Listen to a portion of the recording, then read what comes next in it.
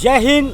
मैं हुतात्मा चौक से रविंद्र जैन फिर एक बार आपके सामने उपस्थित, आपके लिए लड़ता रहूँगा, आगे बढ़ता रहूँगा। जनहित में करप्शन, मिलावट, वसूली, भ्रष्टाचार, ये ऐसे गुनाहगार शब्द मैंने आपके सामने रखे, लेकिन भारत शास्त्रों का भारत था, वेद वेदांतों का भारत था, यजुर्वेद, सामवेद, अर्थवेद का भारत था। लेकिन आज मिलावट, रिश्वत, वसूली, भ्रष्टाचार में लिप्त हो चुका। इनकी बोतलें पी पी के मदहोश हो चुका। आप समझिए कि ये भारत के चंद नेता दलाल बन चुके हैं हमारे देश के। जिस तरह मकान की दलाली होती है, दुकान की दलाली होती है, उसी तरह हमारे देश की दलाली करके अय्याशी का एजेंडा पूरा करते हैं। ये है हमारे भारत के 99% नेताओं की काली सच्चाई, जो सफ़ेद पोश पहनकर अपने को सत्यता पर आधारित नेता साबित करते हैं। ये भ्रष्ट नेता 15 अगस्त और 26 जनवरी को अपनी सच्चाई साबित करने के लिए तिरंगा हाथ में लेके ज़मीन पर आते हैं और जनता के सामने खड़े हो जाते हैं। लेकिन ये नासमझ जनता, घर में उलझी हुई जनता, खर्चा पूरा ना होने की वजह से घर में उलझती हुई जनता इस बात को समझ नहीं पाती है। इनका एजेंडा है चोर चोर मौसेरे भाई। ऊपर से नीचे तक सिस्टम इस तरह सड़ चुका है जैसे सड़ा हुआ कोई फल जिसमें से बदबू आती है। लेकिन इस सिस्टम से क्यों किसी को एतराज़ नहीं होता? इसकी वजह है कि ऊपर से नीचे तक सब सड़े हुए बैठे हुए हैं। शर्म बेच खाया, इज्जत तार तार हो चुकी, उसी को कहते हैं नेता। एक अंगूठा छाप मंत्री बन सकता है, एक अनपढ़ गंवार शिक्षा मंत्री बन सकता है और पढ़ा लिखा डिग्री लेके चक्कर खाता रहता है। जब तक उसकी चप्पल ना गिर जाए, दर दर का भिखारी ना हो जाए, वो डोलता रहता है।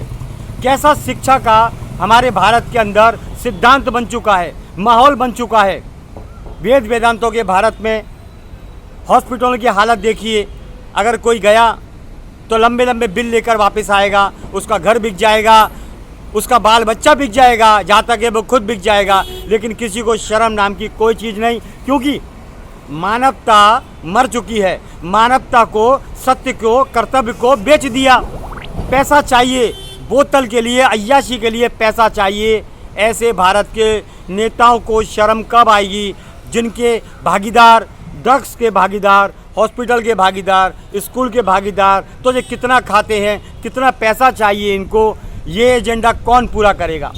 कौन पूछेगा इनसे? क्योंकि सभी पार्टियां एक जैसी हैं। उनका मकसद यही है, जनता को उलझाते रहो और करोड़ों करोड़ों करोड़ों करोड़ों कमाते रहो, खाते रहो। एक बात याद रखना, सिकंदर ने एक बात बोली थी कि हकीम को मेरे पास रखना मेरे मरने के वक्त, दौलत को मेरे पास रखना मरने के वक्त, और कुछ दुआओं करने वालों को मेरे साथ में रखना मेरे मरने के वक्त। सिकंदर ने ये कहा कि जब मैं मरूंगा तो वो वैद्य भी काम नहीं आ सकेंगे। उन वैद्य को मालूम पड़े कि जब मौत आती है तो न तो डॉक्टर काम आता है, न औषधि काम आती है। आप ये बात समझ के चलें। और जो दौलत हम लूटते हैं, जो हमारे भारत के नेता दौलत को लूट रहे हैं, तो दौलत भी काम नहीं आएगी, बिछ जाएगी, पर आपको बचा नहीं सकती है। मैं आपको यही बोलना चाहता हूँ, 130 करोड़ की जनता है, क्यों नहीं आवाज़ उठाती? 130 करोड़ की जनता से मैं बोलना चाहता हूँ, आपका अधिकार है, आप बोलें, आप आवाज़ उठाएं। आप मेहनत करते हैं, आपके बच्चे दूध से मोहताज हो जाते हैं, आपके घर में रोटी को बांधे हैं, आपका घर नहीं। आप आवाज़ उठाएं। आपके चंद पैसों पे ये नेता लोग पलते हैं, आपके पैसे पर टैक्स के जरिए देश के सभी डिपार्टमेंट पलते हैं। तो फिर जनता का तार तार, जनता को नंगा क्यों किया जाता है? जनता को हैरान क्यों किया जाता है? What is the reason? कौन है? हमारी कौन सुनेगा? हमारी कौन सुनेगा? हमारे देश को बर्बाद कर दिया इन नेताओं ने। क्या ज़रूरत है कि 100 गाड़ी एक नेता के पीछे जाती है? तो क्या नेता करप्ट है? हमारी 2 गाड़ियां बहुत है, हमारे नेता के पीछे 2 सरकारी गाड़ी बहुत है, क्योंकि हमारे जवान के अंदर इतनी ताकत है, वो 100 मुजरिम को अकेले निपटा सकता है। फिर क्या ज़रूरत है 50-50, 100 गाड़ियाँ ले जाने की, हमारे देश का पैसा बर्बाद करने की?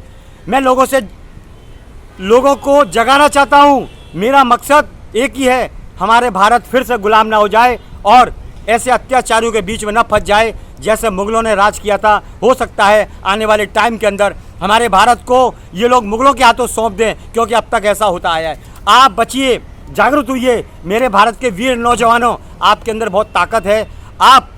आपके अंदर उतनी ताकत है। छत्रपति शिवाजी महाराज का भारत, पृथ्वीराज चौहान का भारत आज कमज़ोर कैसे हो सकता है? जागो मेरे दोस्तों, जागो। जनहित में मैं आपके लिए लड़ता रहूँगा, आगे बढ़ता रहूँगा। जय हिंद। मैं रविंद्र जैन, हुतात्मा चौक से फिर एक बार आपके लिए।